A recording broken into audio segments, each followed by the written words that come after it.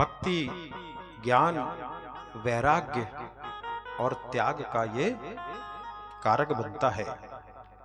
सर्वप्रथम जब ये भागवत ग्रंथ लिखा गया तो व्यास जी ने भगवान को दिखाया कि ये हमने ग्रंथ लिखा है। भगवान ने पूछा, नाम क्या रखा है? बोले भागवत। बोले क्या तात्पर्य हुआ इसका? बोले भगवत्ता प्रोक्तम इति भागवतम। भगवान का कहा हुआ, भगवान का बोला गया शब्द ही भागवत है। माता लक्ष्मी जी खड़ी थी, बोले इसमें हमारा नाम नहीं आएगा क्या? व्यास जी ने कहा भगवती प्रोक्तम इति भागवत। भगवती का कहा हुआ, माता का कहा हुआ शब्द भागवत है। बोले नहीं, हमारा नाम इसमें अलग से आना चाहिए। बोले जो आज्ञा। और फिर इसमें श्रीमद् शब्द लगा। श्रीमद् भागवत ग्रंथ तब ये हमारे राधा माधव या सीताराम या हमारे लक्ष्मी नारायण का वांगमय स्वरूप है। कल हमने सुना स्थान है नैमिषारण्य, वक्ता है सूत जी महाराज और श्रोता यानी सुनने वाले शौनक आदि ऋषि हैं। और यही कथा जो नैमिषारण्य में हो रही है वही कथा आज हम और आप सुन पा रहे हैं। धन शुद्ध होता है, भाग्य चरम पे होता है, पितृ कृपा करते हैं, तब कोई व्यक्ति ये ऐसे आयोजन कर पाता है। पटेल परिवार द्वारा आयोजित इस भागवत ज्ञान यज्ञ में निश्चित रूप से हम कोई ना कोई संकल्प लेके बैठे, क्योंकि यहाँ पे लिया हुआ संकल्प सदैव पूर्ण होता है। और संकल्प भी ऐसे लीजिए जो हमारे जीवन को उच्च बना सके, श्रेष्ठ बना सके। हम संकल्प भी बताएंगे कि आप क्या ले सकते हैं। ऐसे बहुत से संकल्प हैं जो हम ले सकते हैं। आज संकल्प लीजिए कि हमारे नित्य प्रति स्नान करने के बाद हम अपने गुरु मंत्र की 2 माला अवश्य करेंगे। कोई ना कोई संकल्प लीजिए, क्योंकि भागवत परिवर्तन का विषय है।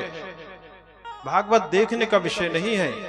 परिवर्तन नहीं आया तो हमारा समय समा खराब हो रहा है। इसलिए हम संकल्प लें कि जब तक हम अपने द्वारा प्रदत्त, हमारे गुरु द्वारा प्रदत्त उस मंत्र का जाप नहीं करेंगे, तब तक हम घर से बाहर नहीं जाएंगे। कोई विशेष परिस्थिति हो तो कोई बात नहीं, लेकिन 2 माला हम अवश्य करेंगे। लोग मंत्र तो ले लेते हैं, लेकिन उस मंत्र की शक्ति को नहीं जान पाते। समय आएगा जब गुरु परंपरा का विषय आएगा तो उसको विस्तार से हम लोग श्रवण करेंगे। अब हम प्रथम स्कंद में प्रवेश करते हैं। 19 अध्याय का यह स्कंद है। जन्माद्यस्यतो यन्व्याधि तरश्चर्यो विश्वभिज्ञा स्वराट तेन ब्रह्मा हृदय आदि कवये मुह्यन्ति यत सूर्याः तेजो वारी मृदाम यथा विनिमयो यत्र सर्गो मृषाम् धामना स्वेन सदा निरस्तस्य कुहुकम् सत्यम परम धीमहि। बोलो कृष्णचंद्र भगवान की सत्यम परम धीमहि। यह कहते हुए भागवत का आरंभ हो रहा है। अर्थात जो सत्य है उसे धारण करना है, उसकी शरण में हमको पहुंचना चाहिए। हमने कल समझाया था कि सत्य होता क्या है। सत्य है जीवात्मा, सत्य है भगवान की माया और सत्य है जीव। भगवान और भगवान की माया ये सत्य है। इसके अलावा जो दिख रहा है, हमारे गुरुदेव कहते हैं सपने 2 प्रकार के होते हैं। एक जो हम आंखों से देखते हैं और सोते समय देखा हुआ सपना सपना होता है, लेकिन खुली आंखों से भी जो जगत को हम देख रहे हैं ये भी लगभग सपने के बराबर ही होता है। शौनक जी ने प्रश्न पूछा कि प्रभु आपने ग्रंथ का नाम तो बता दिया, कहां पे लिखा गया, किसने लिखा, किसकी प्रेरणा से, इस संहिता का रचना किस प्रकार से हुई है? तब सूत जी कह रहे हैं कि द्वापर युग में पाराशर ऋषि हुए और सत्यवती माता से व्यास जी का जन्म हुआ। व्यास जी जब बड़े हुए, बड़े श्रेष्ठ विद्वान थे। कालांतर में उन्होंने वेद के 4 विभाग कर दिए। और महाभारत जैसे श्रेष्ठ ग्रंथ को लिखा, बहुत बड़ा ग्रंथ लिखा। इस ग्रंथ की रचना करने के पश्चात भी मन उनका बड़ा अपूर्ण था, मन में खिन्नता थी, मन लग ही नहीं रहा था, बड़े बेचैन हो रहे थे। तो एक दिन नारद जी का शुभागमन हुआ, स्वागत सत्कार नारद जी का किया। नारद जी ने देखा कि व्यास जी बड़े उदास मना है। उन्होंने पूछा, क्या कारण है? आपने इतने सारे भगवान के ग्रंथों की रचना कर डाली, महाभारत जैसे श्रेष्ठ ग्रंथ को लिख दिया, इसके बाद भी आपके मन में क्या चल रहा है? बोले, वही तो मैं नहीं जान पा रहा हूं कि मेरा मन खिन्न क्यों है। तब नारद जी ने कहा, महाभारत लिखने के बाद स्वाभाविक रूप से तुम्हारा मन खराब होना चाहिए था, क्योंकि महाभारत में इतना षड्यंत्र हुआ, परिवार के रिश्ते तार तार हो गए, खून के प्यासे रक्त रंजित इतिहास को जब तुमने लिखा तो तुम्हारे मन पे प्रभाव अवश्य पड़ेगा। यदि इसका शुद्धिकरण चाहते हो तो भगवान के निर्मल यश का गान करिए, जिसमें भगवान की कीर्ति हो, भगवान का ज्ञान हो, क्योंकि भगवान तभी संतुष्ट होते हैं, वह शास्त्र अधूरा है जहां पर भगवान की कीर्ति, प्रेममयी लीलाओं का वर्णन नहीं होता। इसलिए कोई ऐसा ग्रंथ लिखो। तब उन्होंने संकल्प लिया कि अब मैं ऐसा ग्रंथ लिखूंगा। और इस बात को बहुत ध्यान से सुनिएगा कि जब इन्होंने ग्रंथ लिखना आरंभ किया तो ये बोलते गए और गणेश जी लिखते गए। लेखक कौन है? गणेश जी। और वाचक हैं हमारे पराशरनंद व्यास जी ने। और ये कोई वैसे नहीं है, नॉन स्टॉप लिखना प्रारंभ हुआ। और जो लिखना प्रारंभ हुआ तो ये नहीं कि थोड़ी देर सो जाते हैं, कुछ खा लेते हैं, लगातार वो बोलते गए और लगातार लिखते चले गए। ऐसी संहिता है ये। बीच में दोनों का कोई संवाद भी नहीं हुआ कि गणेश जी कुछ बोल रहे हैं, नहीं, लगातार वे बोलते चले गए। जब इस ग्रंथ की रचना पूरी हो गई, परमहंस संहिता, तो मन में विचार आया कि अभी इसको सुनाए किसे, किसको सुनाए? भाई इतना श्रेष्ठ ग्रंथ लिखा है तो ये ग्रंथ को सुनने वाला भी तो कोई योग्य व्यक्ति चाहिए, किसको सुना दिया जाए? क्योंकि हर चीज की एक योग्यता होती है और ये परमहंस की संहिता है, इसलिए इसको सुनने के लिए भी एक परमहंस व्यक्ति ही चाहिए। तब व्यास जी को अपना पुत्र याद आया जो विरक्त हो गया था, जन्म लेते ही चला गया था। यदि मेरा पुत्र होता तो मैं उसको सुनाता। कौन? सुखदेव स्वामी, व्यास जी के पुत्र है ना। अब सुखदेव स्वामी जी तो जंगल में चले गए थे। आपके मन में आ रहा होगा कि अरे बच्चा ने जन्म लिया और कैसे जंगल चला गया। तो आइए हम उनकी कथा ही सुना देते हैं कि सुखदेव स्वामी परिव्राजक कैसे हो गए। एक बार नारद जी पार्वती जी मैया के पास पहुंचे, हिमालय पे। हिमालय पर पहुंचे, माता पार्वती अकेली थी। उन्होंने पूछा कि कैसा जीवन चल रहा है आपका? माता पार्वती कहती हैं, बिल्कुल बढ़िया से जीवन चल रहा है, हमारा दाम्पत्य जीवन में कोई कठिनाई नहीं है, बड़े प्रेम से जीवन चल रहा है। और बोले बाकी सब कुशल मंगल है।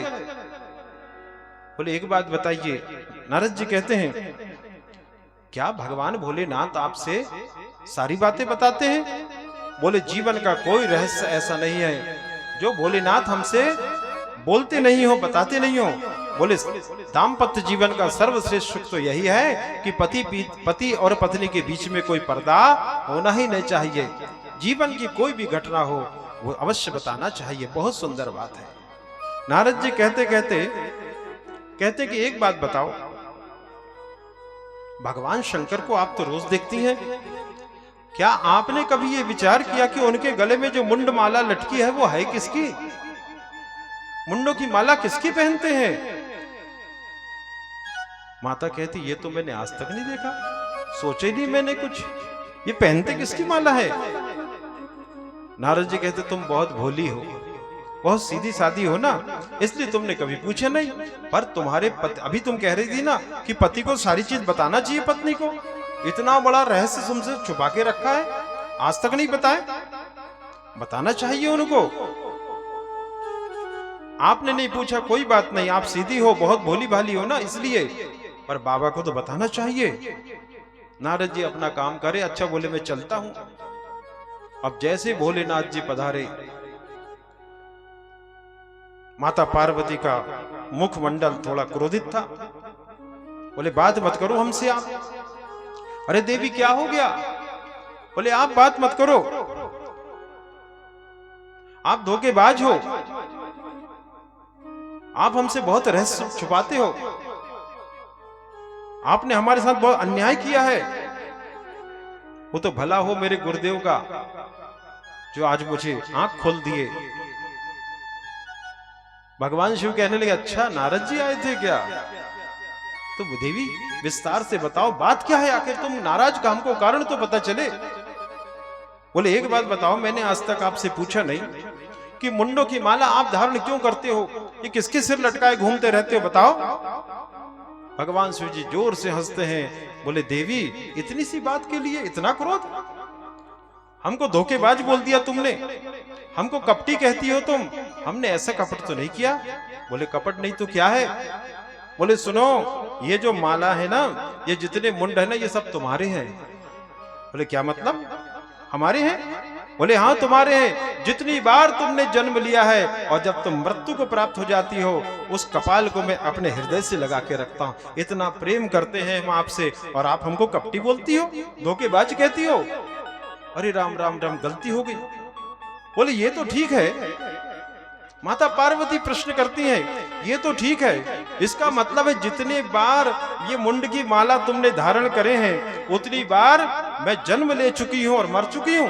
बोले हाँ देवी, इतनी बार तुम्हारे जन्म और मृत्यु हो गई है। बोले अच्छा, इतनी बार मैं मर चुकी हूं? बोले हाँ। पार्वती मैया कहती हैं हम इतनी बार मर चुके हैं, तो तुम्हारा जन्म कितनी बार हो चुका? बोले हम नहीं मरते, हम थोड़ी मरते हैं। बोले वाह भोलेनाथ, हमको मरने और जीने में फंसा के रखा है तुमने, और खुद अमरनाथ बन के बैठे हो। धोखेबाज नहीं, कपटी नहीं, तो क्या बोले आपको? हमको जन्म मृत्यु के चक्कर में डाल के रखा है और आपकी मृत्यु नहीं होती। कारण बताइए, मृत्यु क्यों नहीं होती है? बोले हमने अमर कथा सुन के रखी है, अमर कथा जो सुन लेता है उसकी मृत्यु नहीं होती है। बोले हमको भी सुनाओ। बोले देवी सुना तो सकते हैं, लेकिन आपके अलावा कोई होना नहीं चाहिए यहाँ पर, तब हम कथा सुना पाएंगे। बोले को जाके देख कर आओ, सबको बाहर करो। बोले बाबा ने डमरू बजाया, माता जाती हैं, सबको यहाँ से दूर हटा देती हैं। बोले देखो दो शर्त है, कथा चलते रहेगी, हम भी आंख बंद करके सुनाते जाएंगे और आपको हुंकारा भरना पड़ेगा। कोई कथा सुनाते हैं तो अपन लोग बोलते ना हाँ हाँ, तो कथा चालू रहती है। बोले हाँ तुम बस ऐसा बोलते जाना, हम कथा सुनाते चले जाएंगे और सोना मत बस। कथा में नींद बहुत आती है, जल्दी आती है, कहीं आए ना आए, जरा टेको मिलो और फिर कथा राधे श्याम। बहुत जल्दी नींद आती है, और ये नींद कहां से आ रही है सुन लेना। अभी घर में सीरियल चलेगा तब नींद नहीं आती, बोलो प्रेम से राधे राधे, लेकिन कथा में जल्दी आ जाएगी। ऐसा देखते हैं भगवान की कोई सीन इधर से उधर ना हो जाए, जैसे अपनी जिंदगी में घट रहा है सब, ऐसा सोचते हैं। लेकिन कथा अरे ठीक है चल। माता शुरू सुनना प्रारंभ करती हैं, भोले बाबा भगवान का चिंतन मनन करते हुए आंख बंद करके, और लगातार कथा सुनाते चले जाते हैं। माता हाँ बोलते जाती, हाँ बोलते जाती, हाँ बोलते जाती हैं। अब कितना बड़ा 18,000 श्लोकों का यह ग्रंथ बोलते बोलते, हाँ बोलते बोलते थोड़ी नींद आई गई उनको। 11वां स्कंद जैसे तैसे आया और माता जी को नींद आ गई है, और उसी गुफा में तोते का विगलित अंडा पड़ा हुआ था, और अमर कथा का प्रभाव ऐसा पड़ा, उसमें जीव जागृत हो जाता है। और आपने देखा होगा जब जीव जागृत होता है तो वो भी बोलना शुरू कर देता है, उसे ज्यादा बोलना तो नहीं आता, वो भी केवल हुंकारा भरता है। इधर माता की नींद लगी और उधर उसने बोलना शुरू कर दिया, हाँ हाँ हाँ, ऐसी आवाज आने लगी। बोले बाबा पूरी कथा सुना देते हैं और जैसे 12वां स्कंद पूरा होता है, बोले बाबा कहते हैं राधे कृष्ण, और जोर से जब बोला तो नींद खुली। बोले कथा पूरी हो गई। बोले देवी क्या हुआ? अरे बोले हमारी तो नींद, हम तो सो गए थे। तो बोले तुम सो गई थी तो हुंकार कौन लगा रहा था? जरूर यहां पर कोई ना कोई है, देखो यहां पर। और वे देखते हैं, जो देखते हैं तो तोते का छोटा सा बच्चा त्रिशूल लेकर उसको मारने के लिए उद्यत होते हैं और वे उड़ जाता है। बोले बाबा उसके पीछे पड़ जाते हैं। आगे आगे वो अपने जान बचाता हुआ भागता चला जाता है और पीछे पीछे भोलेनाथ उसको मारने का प्रयास करते हैं। अंतोगत्वा देवी सज्जनों, वहां पर व्यास जी की पत्नी ऋतु स्नान करने के बाद अपने बाल सुखा रही थी आंगन में, उनको जमाई आई और वह तोता सीधा मुख के माध्यम से उनके उदर में प्रविष्ट कर जाता है। बोले बाबा दौड़ते दौड़ते पीछे आए। व्यास जी कहते हैं अरे महाराज आपका शुभागमन हमारे यहाँ कैसे हो गया, आइए आइए बैठिए। बोले बैठेंगे बाद में, हम तो एक चोर का पीछा कर रहे हैं। बोले चोर? किस चोर के पीछे घूम रहे हो? आपके पास है क्या जो कोई चुरा लेगा? आपने कभी घर बनाया नहीं, सोना चांदी तुम्हारे पास है नहीं, है क्या तुम्हारे पास? बोले नहीं, हमारी कथा चुराई है। कथा चुराई है? व्यास जी पूछने लगे कथा चुराई है? बोले हाँ कथा चुराई है। कौन सी कथा? बोले अमर कथा। व्यास जी बहुत जोर से हंसते हैं। बोले बाबा लगता है आज भांग ज्यादा ही पी ली क्या? अमर कथा सुनाने वाले को तुम स्वयं मारना चाह रहे हो, तो या तो तुम्हारे अमर कथा का प्रताप समाप्त हो चुका है, या लगता भांग ज्यादा हो गई है। अरे जिसने अमर कथा सुन लिया वो मरेगा क्या? जिसने अमर कथा सुन लिया वो मर नहीं सकता, और भोले बाबा आप उसको मारने का प्रयास कर रहे हो, तो ये दो बात एक दूसरे के विरुद्ध हो जाती है। इसलिए कुछ ना कुछ तो बात, क्या बात है बताइए। भोले बाबा समझ गए कि भैया उस शुक ने कथा सुन ली है, इसलिए अब मर नहीं सकता है। दोनों में सुंदर वार्तालाप होती है और वे वापस चले जाते हैं। भोले बाबा वापस गए। व्यास जी कहते हैं भैया बाहर आ जाओ। चले गए हैं वो? अब बोले नहीं आऊंगा। और सुखदेव स्वामी माता के उदर में 1 नहीं 2 नहीं 3 नहीं पूरे 12 वर्ष निवास करते हैं। 12 वर्ष निवास करते हैं। बार बार निवेदन करते हैं भैया बाहर आ जाओ। बोले अब नहीं आऊंगा बाहर, क्योंकि मैं जैसे बाहर आऊंगा भगवान की माया मुझे लपेट लेगी, मैं माया के प्रपंच में फंस जाऊंगा। बोले नहीं लपेटेगी, चिंता मत करो तुम आ जाओ। बोले जब तक मुझे मायापति आकर दर्शन नहीं देंगे तब तक हम बाहर आने वाले नहीं है। देवी सज्जनों, भगवान को आना पड़ा। भगवान आते हैं और अंगुष्ठ मात्र शरीर धारण करके सुखदेव स्वामी को कहते हैं भैया जैसे तुम जन्म लोगे जीवन में तुमको माया कभी बाधित नहीं कर पाएगी, माया तुम्हें बांध नहीं पाएगी। तब 12 वर्ष में उनका जन्म हुआ और जन्म लेते ही वे परिव्राजक हो गए। परिव्राजक का मतलब होता है भगवान के भजन करने के लिए निकल पड़े। 12 वर्ष का बालक, घुंघराले केश हैं, वस्त्र धारण नहीं करते हैं और उन्हें स्त्री और पुरुष का ज्ञान ही नहीं है, और वे परिव्राजक होकर भगवान का चिंतन करने लगते हैं। तब जाके उनको याद आए कि मेरा ऐसा पुत्र है जिसे केवल भगवान के अलावा कोई ज्ञान है ही नहीं, माया उसको बांध नहीं पाएगी। ऐसा मुझे पुत्र वापस मिल जाएगा तो मैं उसे कथा सुनाऊंगा। तब उन्होंने विचार किया क्या किया जाए। बोले भागवत के ही 2 श्लोक अपने शिष्यों को सुनाया और बोले जाओ जंगल में जोर जोर से इनको बोलना, यदि मेरा पुत्र इनको सुन लेगा तो जरूर आ जाएगा।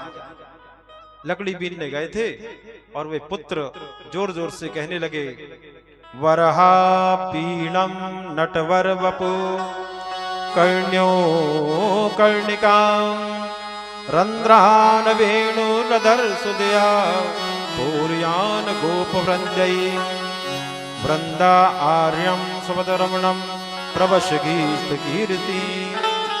इस प्रकार से जब सुखदेव स्वामी के कान में ये बात सुनाई दी, वरहा पीड़म नटवर वपु, अरे मैं तो निराकार ब्रह्म की चिंतन में था। निराकार ब्रह्म साकार भी स्वरूप हो सकता है क्या? बोले जरूरी नहीं है, साकार हो तो इतना सुंदर भी हो, इतना सरल भी हो। जाना चाहिए नहीं जाना चाहिए। फिर बैठ जाते हैं अपने चिंतन में। दूसरा श्लोक उन्होंने गाया, अहो बकीयम स्तन कालकूटम जिगासा पायद्दप्यसादवी लेभे गतिं दात्रीतां ततो अन्यं कंबा दयालुं शरणं ब्रजे। अहो बकीयम, और जैसे सुने तो सुखदेव स्वामी से अब रहा नहीं गया। ऐसा कौन दयालु होगा? अरे पूतना, अहो बकी, बकी यानी बकासुर की बहन पूतना अपने मर्म स्थल में जहर लेकर आई थी। भगवान ने उसको भी लेभे गतिम तात्री, धात्री जैसी गति प्रदान कर दी, मां जैसी गति प्रदान कर दी। उसकी शरण में जाना चाहिए। तब वे निकल के बाहर आए गुफा से और शिष्यों से कहने लगे, भैया ऐसे श्लोक हमको और सुनाओ। बोले हमको तो 2 ही आते हैं, यदि और सुनना है तो ऐसे 18,000 श्लोक हमारे गुरुदेव ने लिखे हैं। तब उनके पीछे पीछे सुखदेव स्वामी वापस आते हैं और फिर पिताजी के मुख से ऐसे ग्रंथ को सुनते हैं जिसको हम और आप सुन रहे हैं। इसलिए यह जो ग्रंथ है देवी सज्जनों, ये श्रवण करने योग्य है। और श्रवण कब कर सकते हैं? जब तक हमारे जीवन में श्वास चल रही है। श्वास है ना हमारे जीवन में। और देखो, इस संसार में सबसे बड़ा भय है मृत्यु का, है ना? मृत्यु का, मरने से सब डरते हैं भैया। लेकिन जो भागवत कथा सुन लेता है तो हमारे गुरुदेव कहते हैं मृत्यु की ही मृत्यु हो जाती है। अभय प्रदान करने वाला ग्रंथ है, लेकिन सांसों का क्या भरोसा है? सांस का क्या भरोसा है? आज है कल नहीं, कब रुक जाएगी कोई भरोसा है क्या? सांसों का क्या भरोसा, सांसों का क्या भरोसा, ये रुक जाए चलते चलते, रुक जाए चलते चलते। सांसों का क्या भरोसा, सांसों का क्या भरोसा, रुक जाए चलते चलते, रुक जाए चलते चलते। जीवन की है जो ज्योति, जीवन की है जो ज्योति, ये बुझ जाए जलते जलते, बुझ जाए जलते जलते। सांसों का क्या भरोसा, रुक जाए चलते चलते, चलते चलते।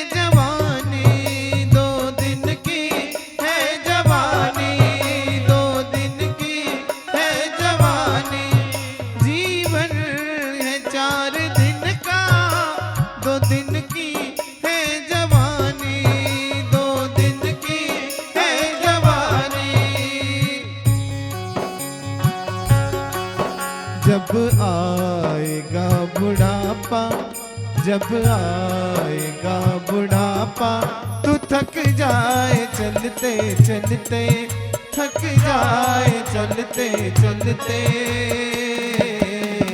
सांसों का क्या भरोसा, सांसों का क्या भरोसा, ये रुक जाए चलते चलते, रुक जाए चलते चलते।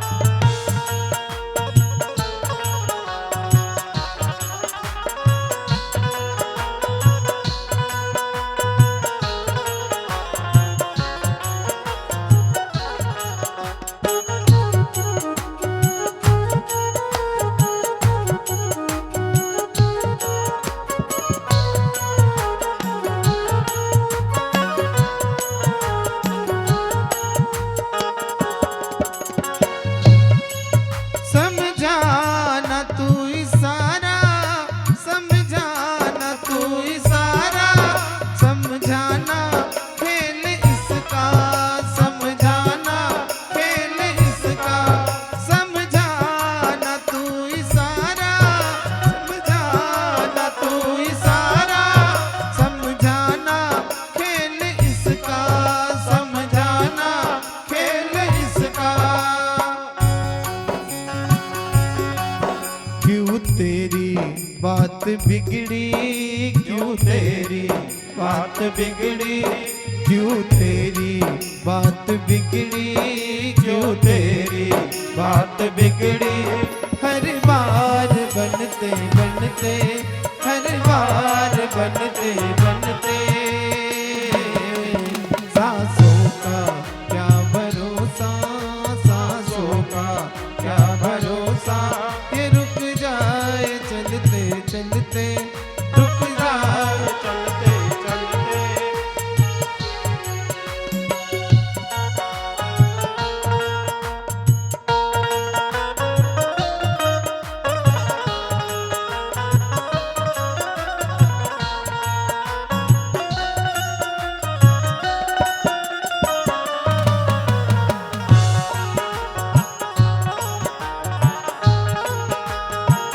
जय जय, सभी ताली की सेवा करते हुए।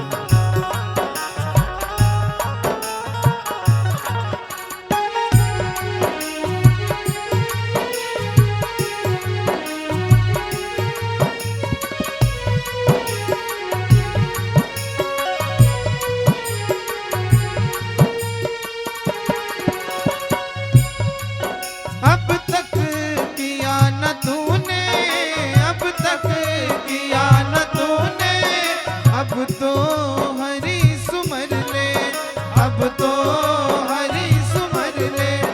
अब तक किया न तूने, अब तक किया न तूने, अब तो हरी सुमर ले, अब तो हरी सुमर ले।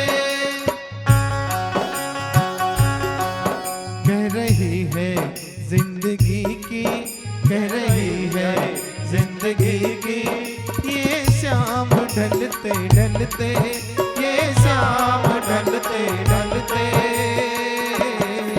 सांसों का क्या भरोसा, सांसों का क्या भरोसा, रुक जाए चलते चलते, रुक जाए चलते चलते।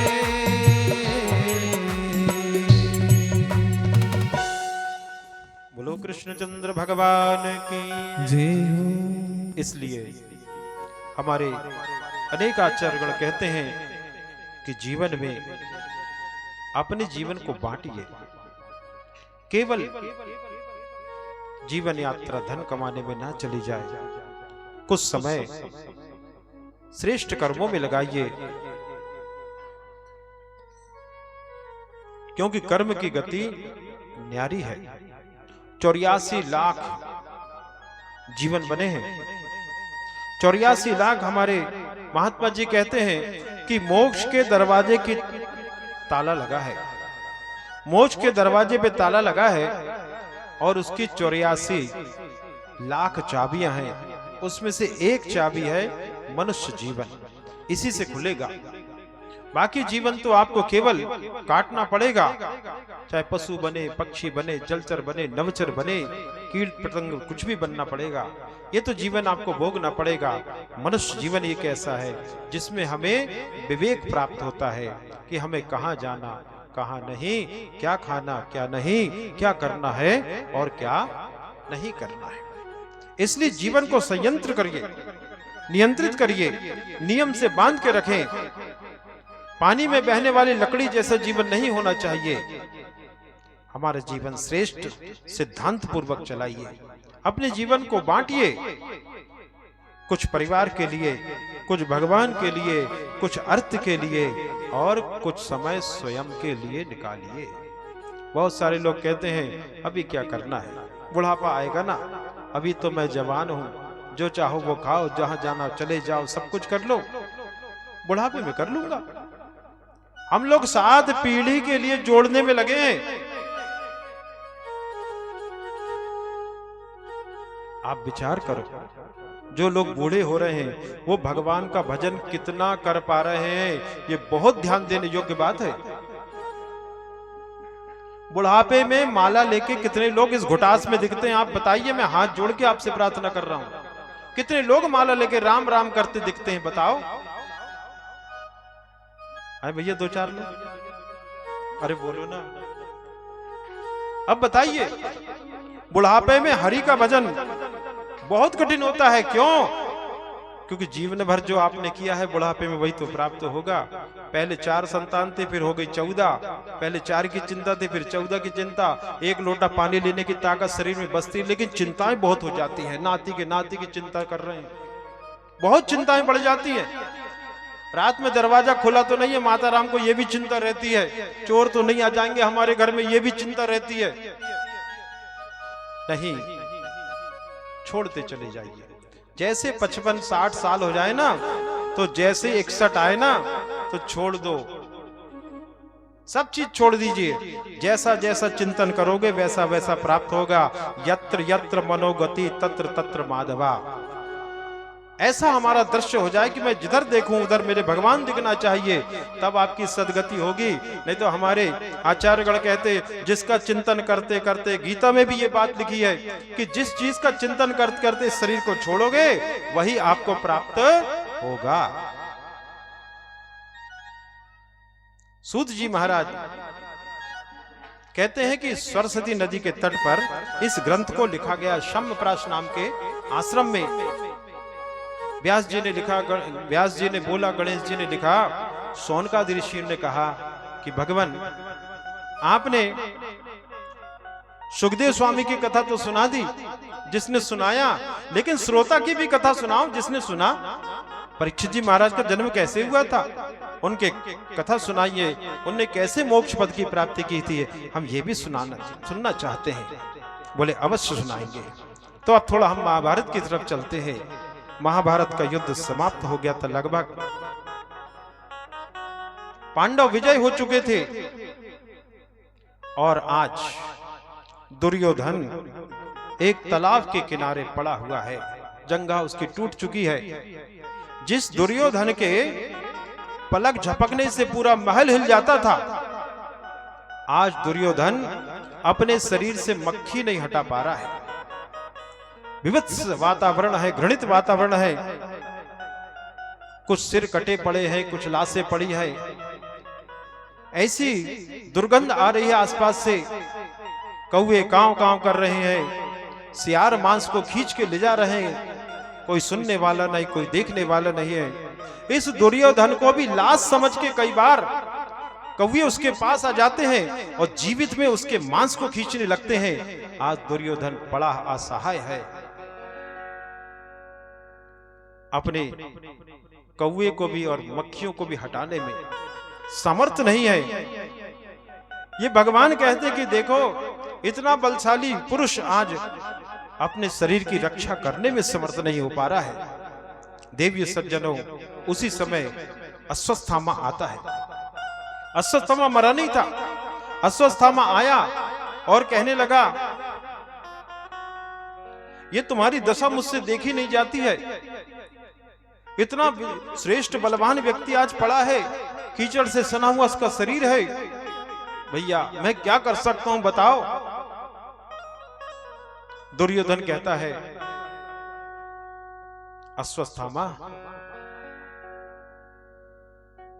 हम 100 भाई थे, एक भी नहीं बचा। थोड़ी देर में लगता मेरी मृत्यु भी हो जाएगी। और वो 5 हैं, 5 में से एक भी नहीं मरा। सबसे बड़ा दुख मुझे यही है। बस हम 100 के 100 मर जा रहे हैं, 5 में से एक भी मर जाता तो कम से कम मेरी मृत्यु अच्छे से हो जाती।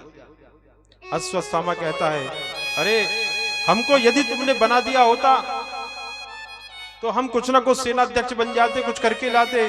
तुम चिंता मत करो, हम अभी जाते हैं, कुछ ना कुछ करके लाएंगे। बोले अब तो युद्ध लगभग समाप्त हो गया, वो तो विजय आनंद मना रहे हैं सब लोग। बोले मैं जाऊंगा रात में, कुछ करूंगा अवश्य। मिट्टी का तिलक लगा देता उसको। बोले जा भैया। अश्वत्थामा गया। आज शिविर में पहुंचता है जहां विजय की पहली रात थी। भगवान कृष्ण तो जान गए थे क्या होने वाला है। आज भगवान कृष्ण ने कहा 5 पांडव से कि जिस शिविर में आप रोज सोते हो आज वहां नहीं सोना है आपको। आज मेरे शिविर में चलो, आज हम खूब उत्सव मनाएंगे क्योंकि हमने महाभारत जीता है। 5 पांडव को लेके पहुंच गए। वहां पर उत्सव होने लगा। वह शिविर खाली पड़ा था। द्रौपदी माता के 5 पुत्र हैं, प्रतिविंद, श्रुतसेन, श्रुतकीर्ति, श्रुतकर्मा और शतनीक। इन्होंने देखा कि आज हमारे पिता की शैया खाली पड़ी है, आज हम यहीं सो जाते हैं। 5 पांडव के स्थान पर द्रौपदी माता के पुत्र सो गए। यह अश्वत्थामा एक तलवार लेके निकला था कि आज मैं शिविर में जाऊंगा रात में और सोते हुए 5 पांडव के सिर काट के लेके आ जाऊंगा, रात में जाऊंगा। उस शिविर में पहुंचा, बच्चे सो रहे थे। एक एक करके इस 5 के सिर काटा और दौड़ते हुए चला आता है। हम जीत गए, हम जीत गए। दुर्योधन हमने मार डाला, 5 को मार डाला। दुर्योधन जैसे एक सिर को देखता है, छोटा सा कोमल सिर था, वो पहचान जाता है और पहचान के कहने लगता कि अरे तूने किसको मार डाला। ये पांडव नहीं है, ये तो पांडव पुत्र है, द्रौपदी के पुत्र है। इन्होंने हमारा कुछ नहीं बिगाड़ा था, तूने इनको मार डाला। अरे हमारे वंश में पानी देने वाला भी नहीं रहेगा अब हमको। इसी दुख में वह मर जाता हो, उसके प्राण छूट जाते हैं। अश्वत्थामा विचार करता है कि मेरे से जघन्य अपराध हो गया है, पांडव मेरे को छोड़ेंगे नहीं, क्या करूं। भागना प्रारंभ करता है, दौड़ना प्रारंभ कर देता है। और सुबह जैसी होती है, माता द्रौपदी का नित्य कर्म था कि वे गाय का दूध अपने हाथ से बच्चों को पिलाती थी और तब उनको जगाती थी।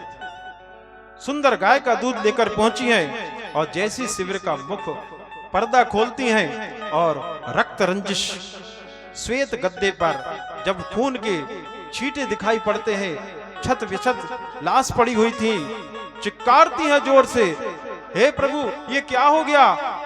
चिल्लाती हैं, अरे ये क्या हो गया, क्या हो गया, देखो तो। और जैसे आवाज सुनते हैं सब तरफ से दौड़ के सब लोग आने लगते हैं।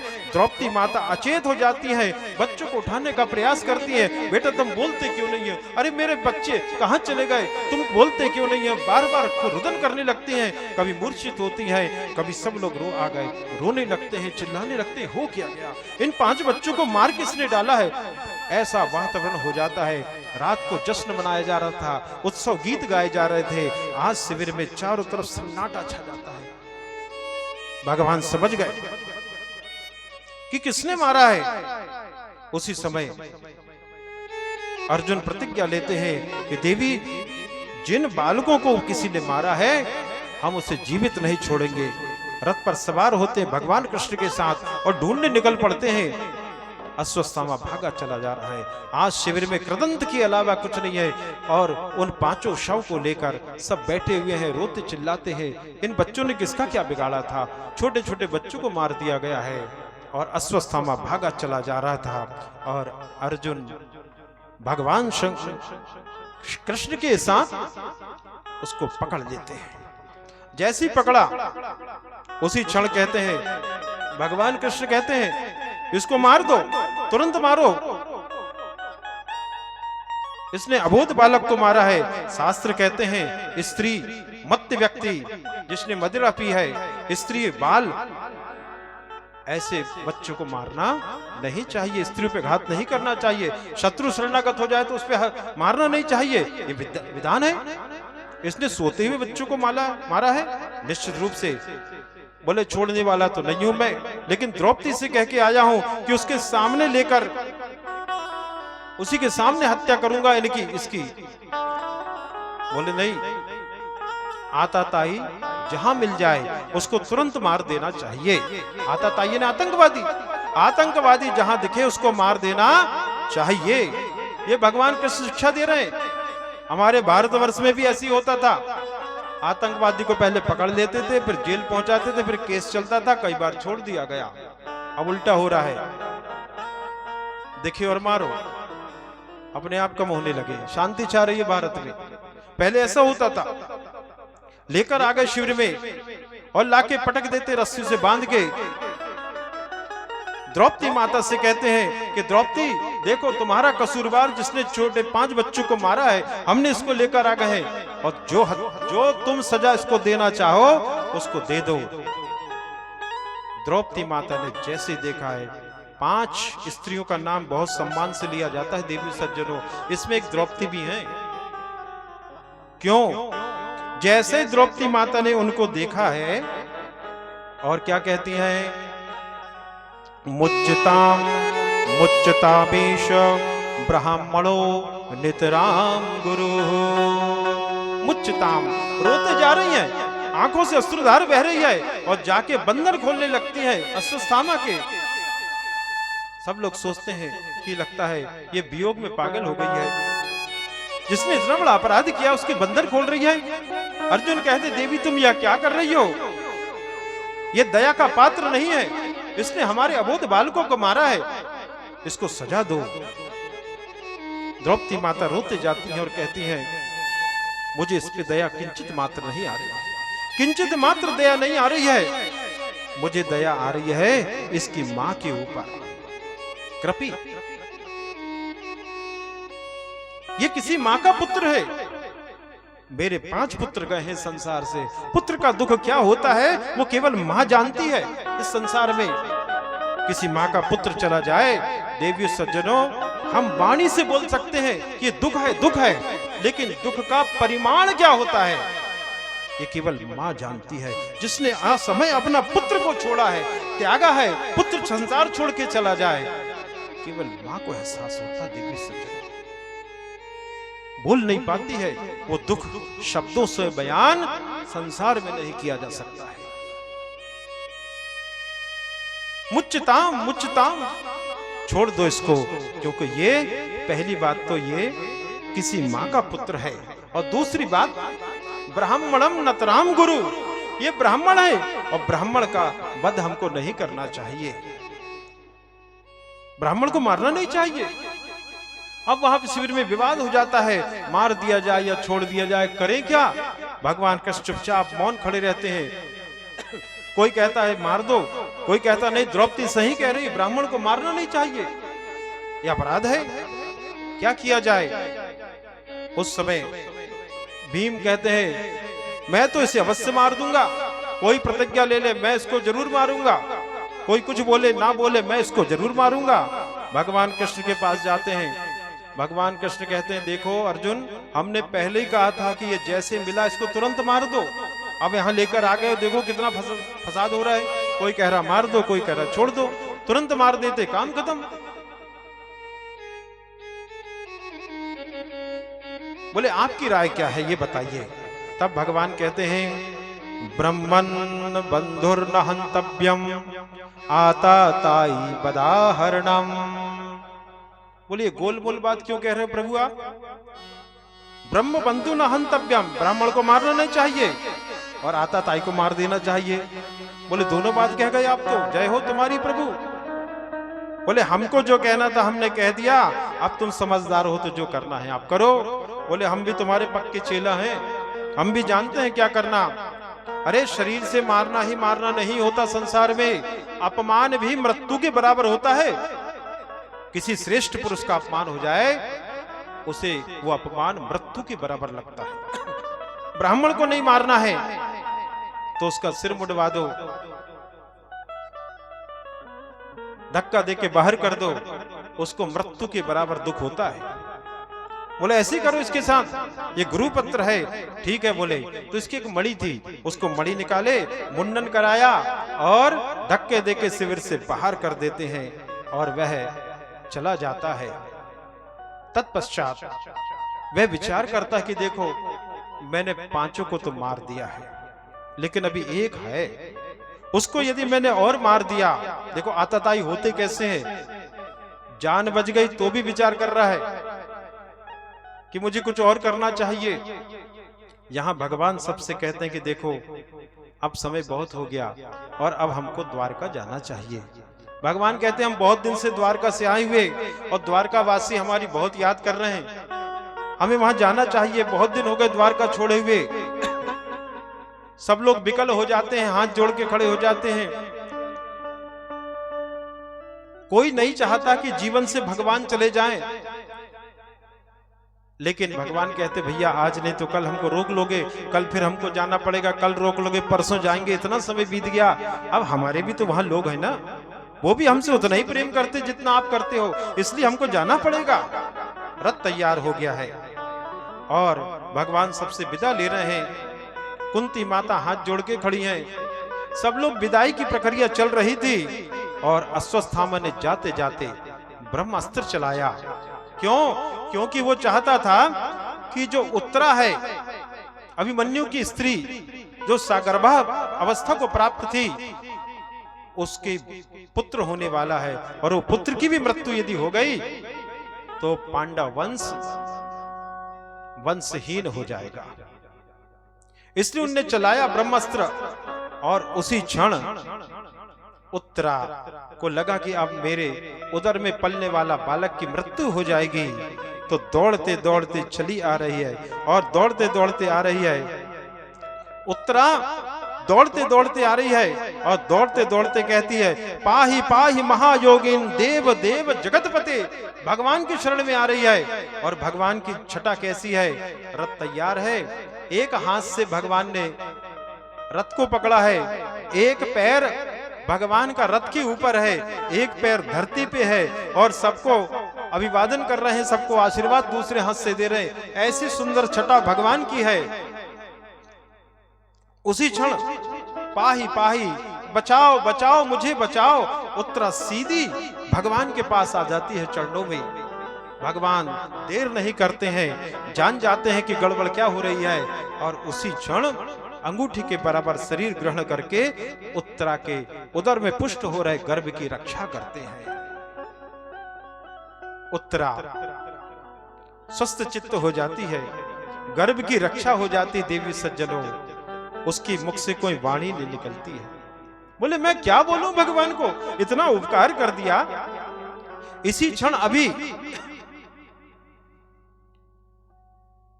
मेरे उदर में जो पुत्र था उसकी मृत्यु हो जाती यदि कन्हैया नहीं होते तो। विचार करना चाहिए।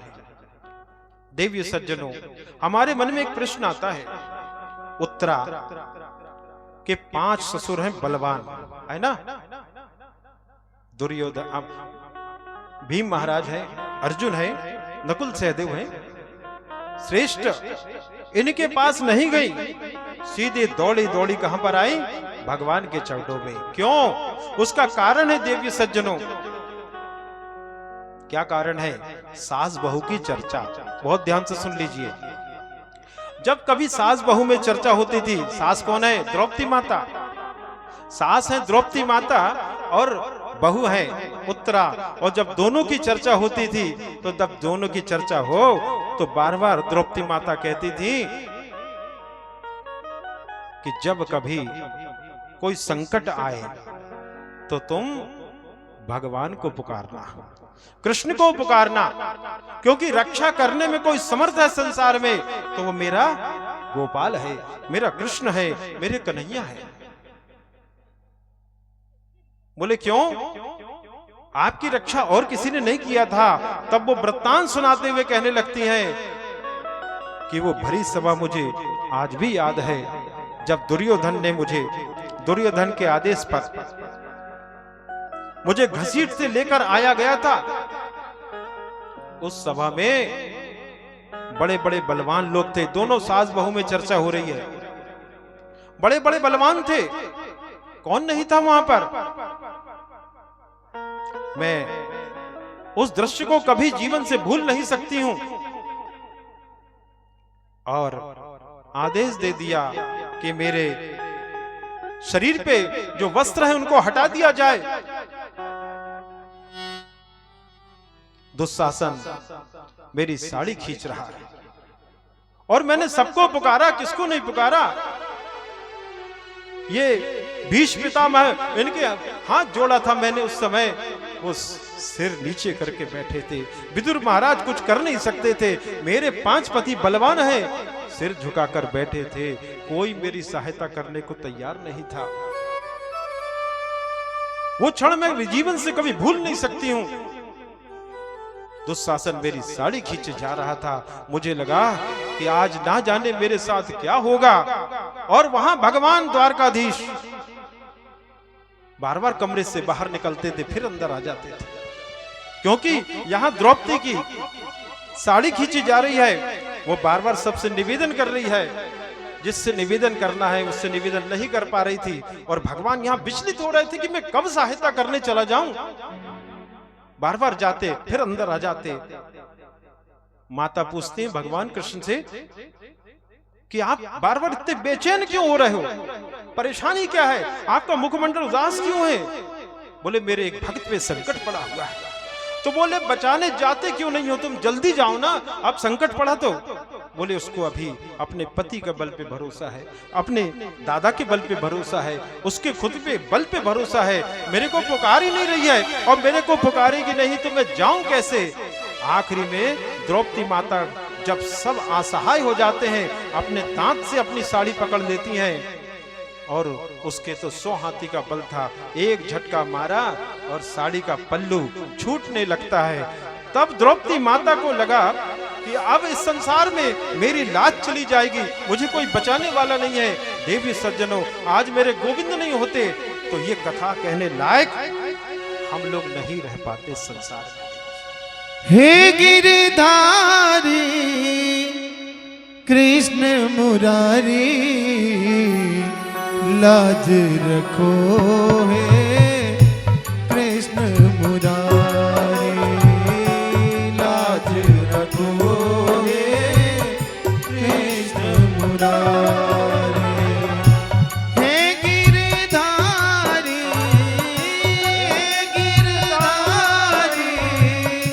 कृष्ण मुरारी, लाज रखो हे कृष्ण मुरारी, लाज रखो हे कृष्ण मुरारी।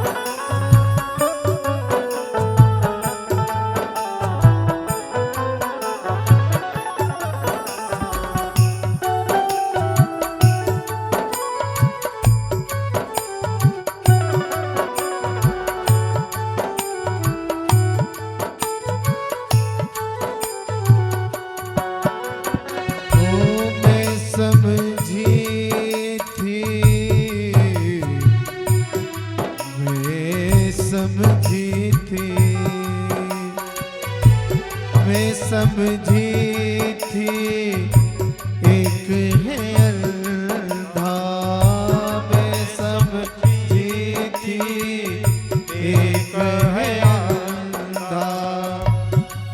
समझी थी एक है अंधा, मैं समझी थी एक है अंधा, यहाँ तो अंधी, यहाँ तो अंधी सभा है सारी, लाज रखो है कृष्ण मुरारी, लाज रखो है कृष्ण मुरारी। हे गिरधारी, हे गिरधारी कृष्ण मुरारी, लाज रखो है कृष्ण मुरारी, लाज रखो है कृष्ण मुरारी।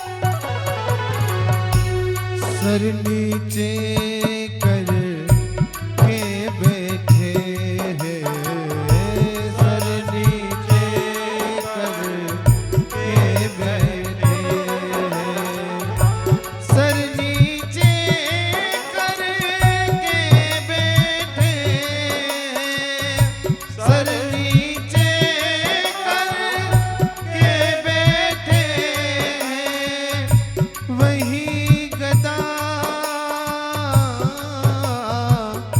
वही गदा, वही गांडीवधारी, लाज रखो है कृष्ण मुरारी, लाज रखो है कृष्ण मुरारी।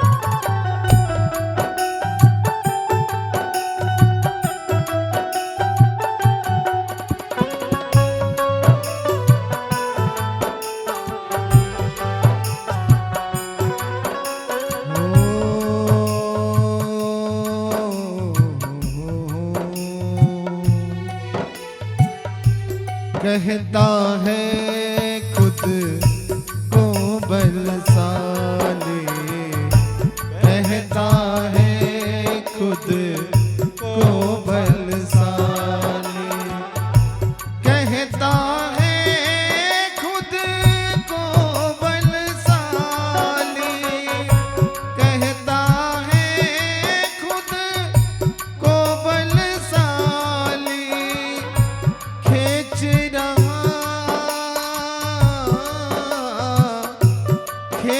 रहा अब लाकी साड़ी, लाज रखो है कृष्ण मुरारी, लाज रखो है कृष्ण मुरारी। हे गिरधारी, हे गिरधारी कृष्ण मुरारी, लाज रखो है कृष्ण मुरारी, लाज रखो है कृष्ण मुरारी। द्रौपदी माता कहती हैं कि उस दिन कन्हैया ने मुझे नहीं बचाया होता तो ना जाने वो मैं रह पाती न रह पाती,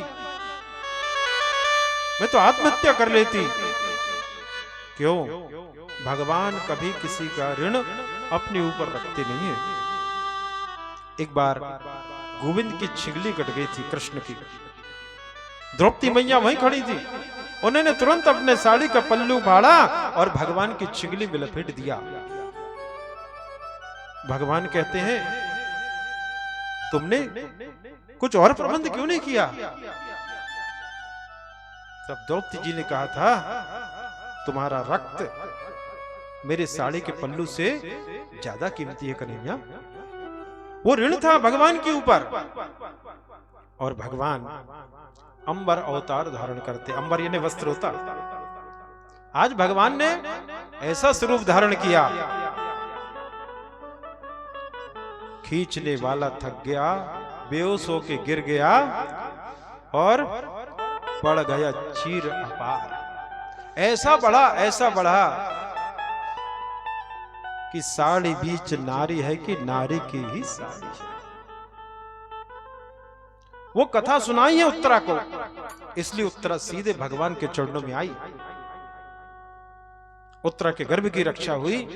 कुंती माता विचार कर रही कि इतना बड़ा उपकार कन्हैया ने हमारे ऊपर कर दिया और कोई उन्हें राम राम भी नहीं कह रहा है, कोई कुछ कह भी नहीं रहे, अभिवादन भी नहीं कर रहा है, ये जाने को भी तैयार है। तब उन्होंने कहना शुरू किया, आज ये बुआ है भगवान की। क्या कह रही हैं? नमस्ते पुरुषां त्वमदीश्वरं प्रकृति परम अलक्षम सर्वभूतानमंतर बहिस्थितामः। जैसे उन्होंने हाथ जोड़ के नमस्ते पुरुषाम, हे श्रेष्ठ, इस धराधाम के श्रेष्ठ आदि पुरुष में तुम्हें नमस्कार करती हूं। भगवान कृष्ण कहते हैं अरे बुआ ये उल्टी धारा क्यों बहा रही हो? मैं तेरो भतीजो, मैं तुम्हारा भतीजा हूं, मैं तुम्हें नमस्कार करूंगा।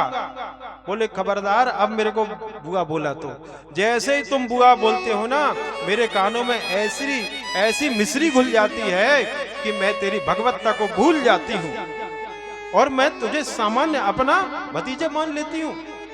अब मुझे बुआ मत कहना। तुम कौन है मैं जान चुकी हूं और तुमने हमारी रक्षा की है।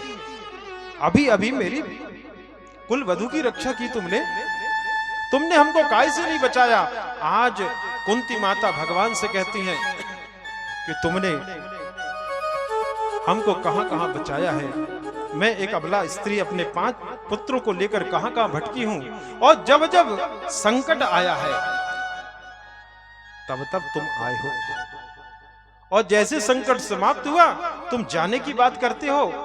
मेरा हृदय निकल जाएगा कृष्ण, तुम मत जाओ। कहां चले जाओगे तुम? बहुत स्तुति करती हैं। भगवान कृष्ण कहते हैं कि बुआ तुम्हारे बेटे इतने पराक्रमी थे कि उन्होंने विजय किया है, उन्होंने बचाया है सबको। तुमको पता नहीं है क्या? मैंने तो शस्त्र उठाने ना उठाने की शपथ लेके रखी थी।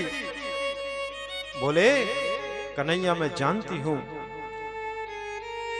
जहां कृष्ण है वहां विजय है। यतो कृष्ण ततो विजय। जहां कृष्ण है वहां विजय है। तुम्हारा खड़ा रहना ही पर्याप्त है, इसलिए हम जीत पाए। अन्यथा मेरे छोटे से 5 बच्चों पे कितने संकट आए हैं। लाक्षागृह, भीम को मारने का प्रयास किया गया और हमें वनों में भटकना पड़ा। दुर्वासा ऋषि आए, क्या नहीं हुआ था हमारे साथ। हर बार तुमने बचाया और आज मेरे घर में सुख आया, तुम चले जाओगे? नहीं कृष्ण, हमको छोड़ के मत जाओ। यदि यही शर्त है कि तुम दुख में हमारे साथ रहना चाहते हो तो मैं आज पल्ला पसारती हूं तुम्हारे सामने और कहती हूं विपदा संतु शाश्वतम तत्व जगत गुरु। हे जगत के गुरु, मुझे हमेशा हमेशा के लिए दुख पे दुख दो। है संसार में कोई ऐसा व्यक्ति? बोलो राधे राधे। अरे जरा जोर से तो बोलो राधे राधे। है संसार में कोई ऐसा व्यक्ति जो दुख पे दुख मिलने के बाद यह कहे कि भगवान हमको दुख दे दो? और साक्षात कन्हैया कृष्ण खड़े हैं और वो कह रहे हैं कि बुआ आज जो मांगना तू मांग ले। यदि मेरे को तू कहती है, वैसे तो मैं तेरा भतीजा हूं, लेकिन आज तुम मुझे भगवान मांगती हो तो जो मांगना है मांग लो। तब उन्होंने यही मांगा कि विपदा संतु ना शाश्वत। मुझे बार बार दुख पे दुख आए। भगवान कहते हैं इतना दुख झेलने के बाद तुम्हारा पेट नहीं भरा क्या? बोले कृष्ण मैं जानती हूं दुख आएगा उसके पीछे पीछे तू भी आएगा, और सुख आएगा तो तू चला जाएगा। इसलिए मैं चाहती हूं कि तू मेरे से दूर ना जाए, इसलिए मुझे दुख दो।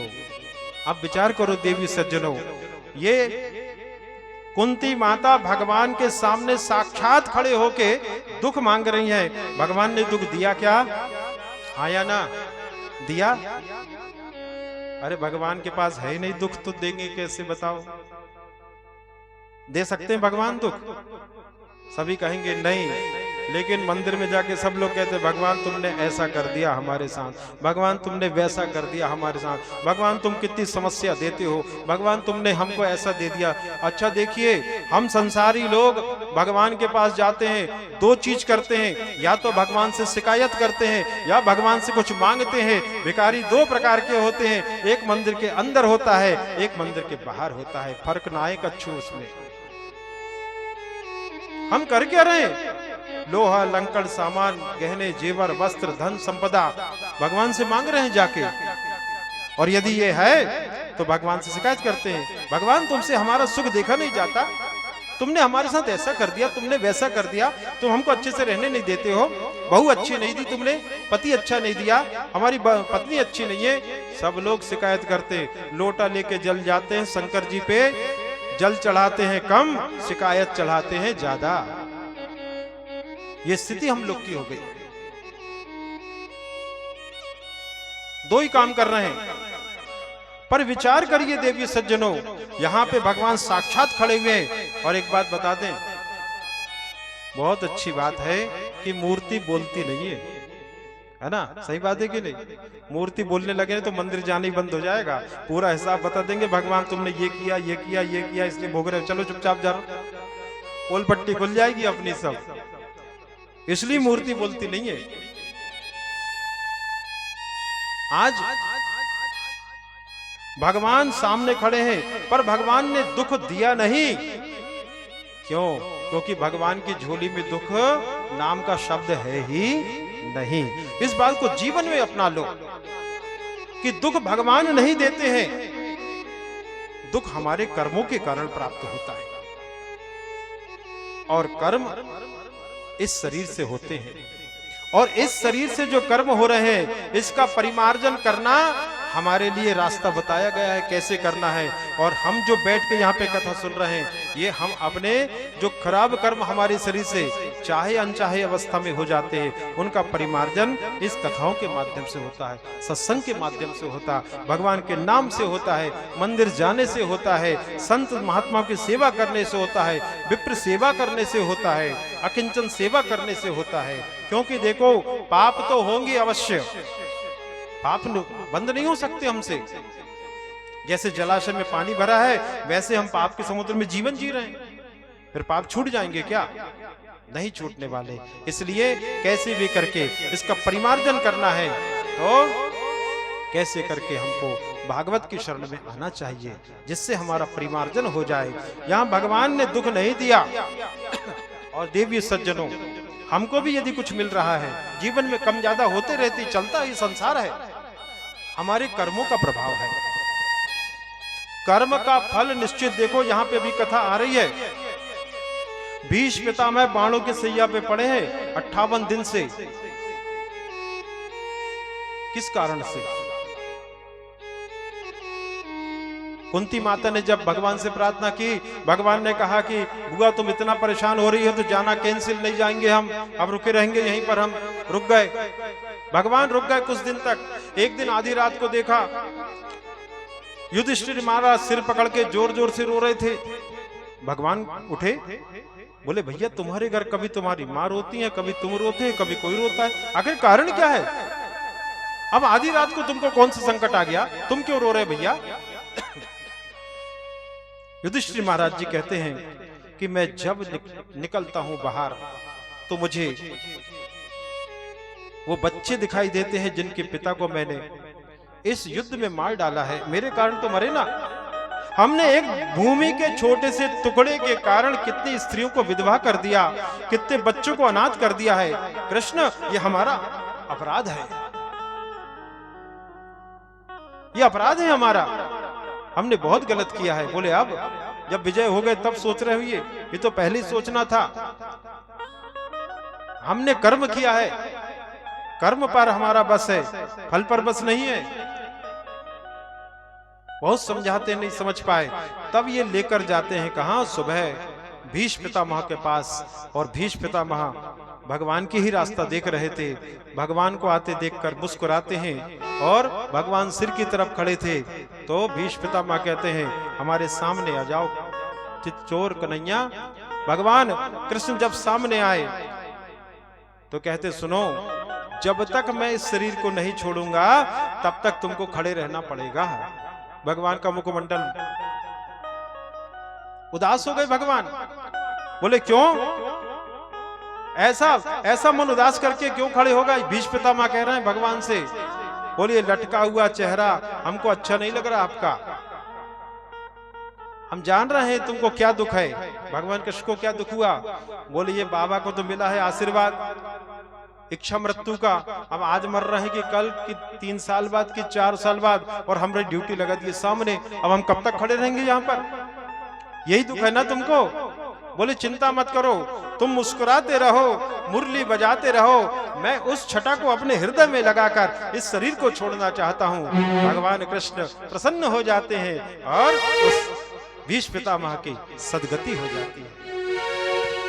इतना तो करना स्वामी, जब प्राण तन से निकले।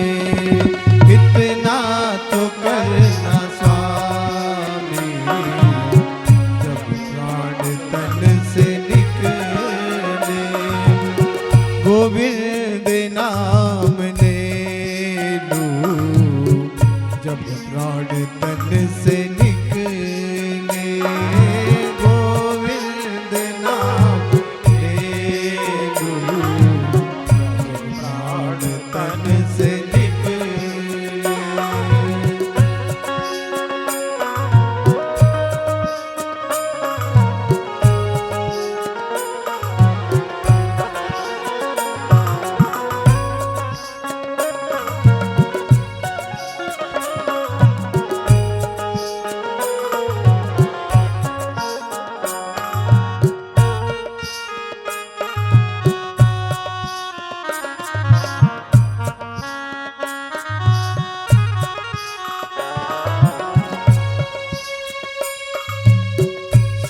गंगा जी का तट हो, यमुना का वन सिवट हो।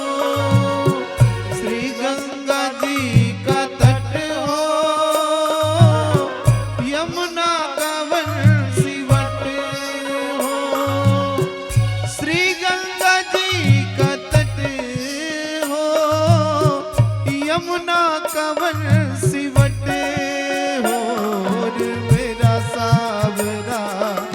निकट हो, मेरा सावरा निकट हो। जब प्राण तन से निकले, इतना तो करना स्वामी, जब प्राण तन से निकले।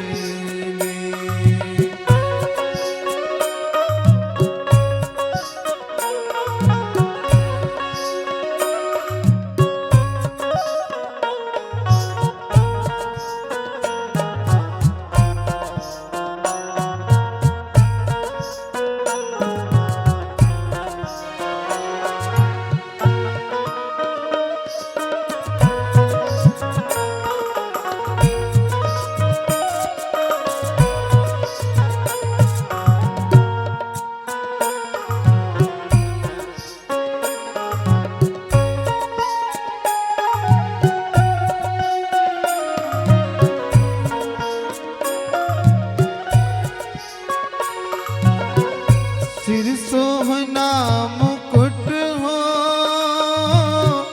बुखड़े पे काली लटे हो।